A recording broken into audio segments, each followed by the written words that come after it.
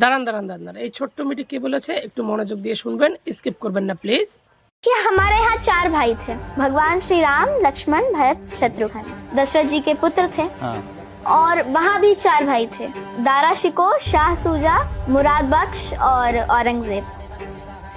तो हमारे यहाँ दशरथ जी के बोलने पर भगवान श्री राम वन चले गए अपने भाई के साथ। बड़े भाई थे तो लक्ष्मण जी भी चले गए। भरत जी ने वन जा करके थाली में से जा करके भगवान श्री राम की पादुकाएं लाके उन्हें सिंहासन पर रखकर 14 वर्ष शासन किया। और वहाँ जो भी 4 भाई थे तो एक ने तीनों का कत्ल कर दिया और पिता को जेल में डाल दिया, शाहजहां को जेल में डाल दिया। उस पे भी उसको जब शांति नहीं मिली तो अपने सबसे बड़े भाई थे दारा शिको, औरंगजेब ने उनका सर थाली में कटवा करके अपने पिताजी के पास जेल में भिजवाया। तो जिन लोगों ने थाली में कटे हुए सर देखे हैं उन्हें थाली में रखी हुई भाई की चरण पादुकाएं नहीं। আপনার মতামত অবশ্যই কমেন্টে জানাবেন এবং ভিডিওটাকে বেশি বেশি শেয়ার করে সকলকে দেখার জন্য সুযোগ করে দিবেন।